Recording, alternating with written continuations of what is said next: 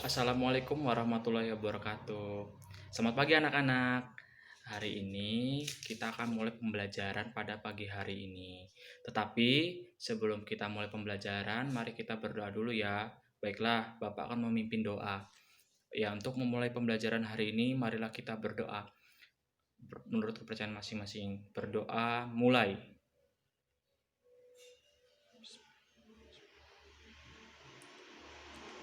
Doa selesai. Ya, oke saja, kita langsung saja. Hari ini kita akan memulai pembelajaran tentang implementasi nilai-nilai Pancasila dalam kehidupan sehari-hari. Tapi sebelum kita memulai pembelajaran tersebut, kita kan akan memulai pembelajaran. Coba Bapak ingin memanggil Yanto. Coba kamu sebutkan sila dalam Pancasila. 1 apa? Ketuhanan Maha Esa. 2, kemanusiaan adil dan beradab. 3, persatuan Indonesia. Terus apa lagi? 4, kerakyatan dipimpin oleh kebijaksanaan. 5, keadilan sosial. Ya, keadilan sosial bagi seluruh Indonesia. Ya, benar. Yanto, bagus. Nah, itu adalah sila-sila dalam Pancasila. Tapi kayaknya kita kurang semangat nih. Kita tepuk semangat dulu ya. Oke? Kita tepuk semangat dulu. Oke, ikutin Bapak gini ya. Yuk, ikutin Bapak. 1 2 1 2 3. Tepuk semangat. Semangat.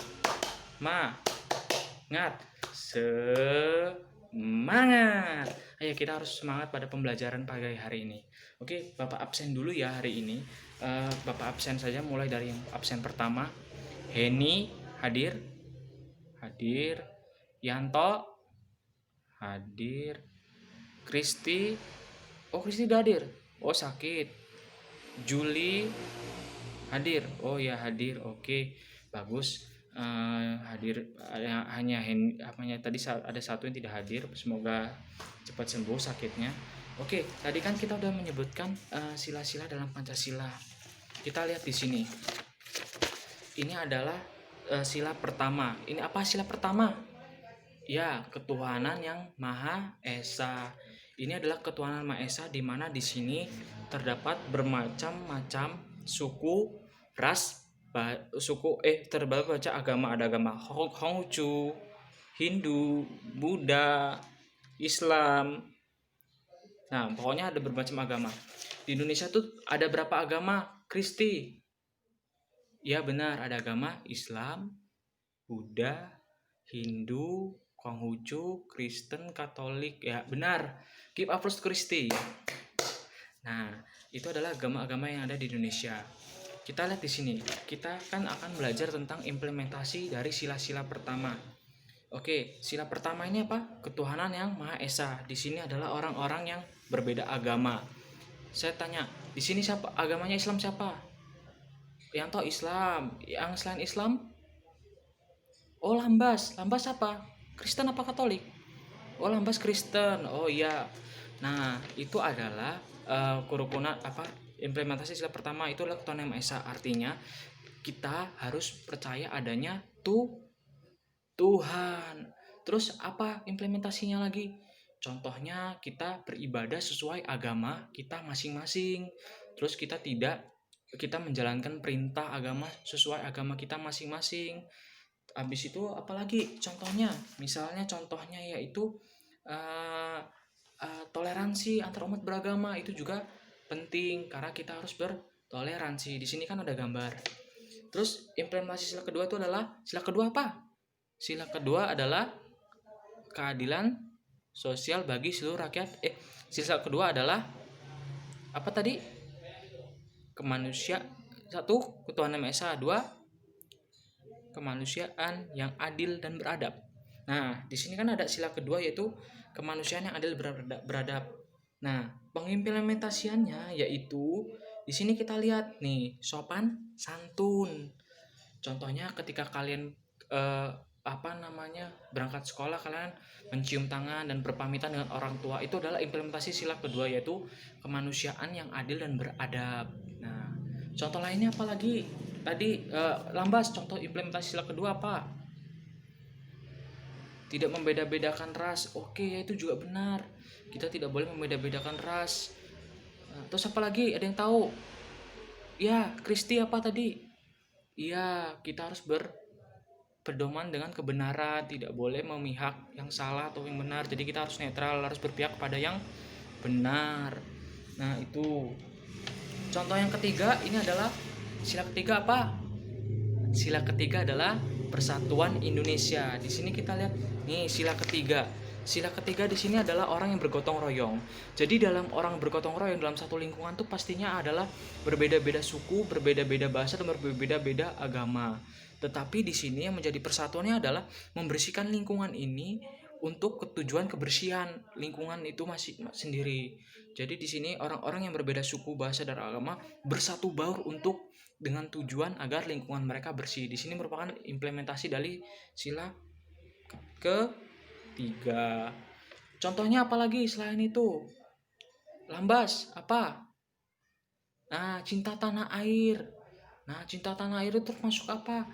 Mencintai produk-produk Indonesia, mencintai bahasa Indonesia, terus mencintai kebudayaan-kebudayaan yang ada di Indonesia.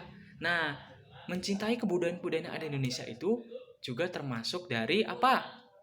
Yaitu apa tadi? Nah, benar, pengimplementasian sila ketiga. Karena kalau kita cinta tanah air, kita juga cinta bangsa ini. Contohnya kita dengan cinta tanah air, contohnya kita selalu membeli produk dalam negeri. Contohnya sendal itu buatan Indonesia, jam tangan itu buatan Indonesia. Di situ kita adalah sebagai generasi bangsa yang cinta dengan tanah air. Benar sekali. Oke. Selain itu juga ada contohnya lain, yaitu uh, tidak membeda-bedakan suku. Jadi ketika nih contohnya kalian di kelas nih, kalian berteman, kan tadi ada lambas beragama Kristen kan, kita tidak boleh bermusuhan, kita harus berteman, bergaul. Tidak boleh karena misalnya lambas agamanya bukan Islam, adalah aku malas teman sama dia. Nggak boleh ya anak-anak, kita harus bertoleransi. Makanya itu kita harus bertoleransi, kita harus bangga bahwasanya kita ini adalah bangsa yang kaya, pulau, bahasa, agama, budaya, suku, ras dan agama dan lain-lainnya. Nah, jadi kita harus bangga ya anak-anakku. Selanjutnya apalagi coba? Nah, selanjutnya kita sila keempat. Sila keempat nih, ini gambar orang apa? Nih, di sila keempat ini adalah gambar orang sedang apa? Roni apa ini gambar apa? Benar, sila keempat itu adalah permusyawaratan. Ini kan orang sedang bermusyawarah. Sila keempat kan bunyinya kerakyatan yang dipimpin oleh hikmat kebijaksanaan dalam permusyawaratan perwakilan nih, bermusyawarah. Contoh dalam kehidupan sehari-hari apa? Coba contoh dalam kehidupan di kelas apa? Siapa namanya Sinta? Dalam kehidupan kelas ada nggak sila keempat? Ada. Pemilihan ketua kelas itu juga merupakan ini dari sila keempat. Contohnya nih dalam pembelajaran ini, contohnya kan kalian boleh berpendapat masing-masing kan. Nah, itu juga implementasi sila keempat. Kita harus menghargai pendapat orang lain. Ketika itu kita tidak boleh memaksakan pendapat orang lain harus bersama dengan kita. Kita harus toleransi, itulah pokoknya. Kita harus ini maksudnya saling menghargai. Misalnya pendapatnya Sinta A, pendapatnya Roni B, kita tidak boleh menghardik, oh yang A yang benar, oke ya boleh gitu. Kita harus saling menghargai. Nah nih kayak ini contohnya kan. Selanjutnya nih yang itu adalah sila kelima apa? Keadilan sosial bagi seluruh rakyat Indonesia. Ini kita lihat nih, keadilan sosial bagi seluruh Indonesia ini adalah contohnya itu tolong menolong itu contohnya gimana? Misalnya ada orang membutuhkan pertolongan, orang sakit, misalnya tetangga kita bisa bantu bawa ke rumah sakit, kita punya kendaraan nih, nah kita bawa ke rumah sakit. Itu merupakan implementasi dari sila kelima dalam kehidupan sehari-hari. Contoh lainnya apa Pak? Contoh lainnya menghargai hasil karya orang lain. Apa contohnya di kelas ada loh menghargai hasil karya orang lain. Ya benar. Nah, ketika kalian pembelajaran, kalian tidak boleh apa? Yo, siapa di sini? Nggak boleh nyontek ya, harus kerjain sendiri. Karena misalnya nih si A, siapa? Roni udah ngerjain PR, terus Budi nyontek. Budi sering nyontek ya? Ayo, nggak boleh. Makanya itu Budi harus belajar sendiri, harus berusaha. Itu merupakan implementasi dari sila kelima, yaitu kalian sebagai siswa, yaitu menghargai karya orang lain contohnya.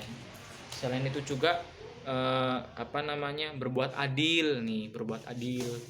Contohnya kalian harus berbuat adil sama teman-teman kalian sendiri contohnya. Ya itu berbuat adil, tidak membeda-bedakan teman itu juga termasuk adil loh. Kamu tidak membeda-bedakan teman, misalnya Roni temannya sama Budi, kamu temenan sama Henny, itu nggak boleh. Itu harus berbaur kita walaupun berteman kan, kita kelas ini kan sama aja keluarga toh, bener atau tidak? Bener, nah bener tuh lah, pasti tahu. Nah itu oke. Selanjutnya kita akan membahas tentang gagasan utama dan gagasan pokok dalam pelajaran bahasa Indonesia. Kalian lihat buku yang Bapak bawa ini. Nah, dalam buku ini kalian lihat teks yang Bapak kirim itu, yang kalian pegang itu ada di sini. Nah, kita lihat di sini. Ketika kita menentukan gagasan utama, kita tidak usah membaca teks keseluruhan tersebut. Kita bisa membaca teks awalnya saja. Di sini kan awalnya Indonesia memiliki budaya yang khas dan beraneka ragam. Terus titik. Terus kan ada paragraf pendukungnya, terdiri dari banyak suku, bahasa, dan agama. Itu merupakan apa? Gagasan pendukung. Jadi kan di sini ada nih tadi itu. Nah, jadi gagasan utamanya adalah Indonesia memiliki budaya yang beragam. Terus yang gagasan selanjutnya itu apa?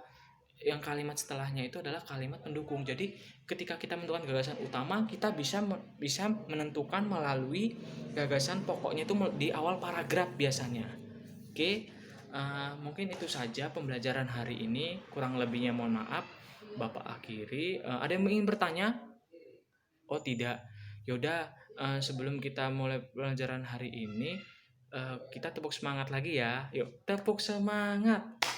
Semangat. Ya udah, mungkin itu saja pelajaran hari ini. Kurang lebih mohon maaf. Besok kita lanjutin lagi. Kita tutup pembelajaran ini, kita berdoa ya. Baiklah, untuk mengakhiri pembelajaran hari ini, marilah kita berdoa. Berdoa mulai. Doa selesai. Ya udah, saya akhiri. Wassalamualaikum warahmatullahi wabarakatuh.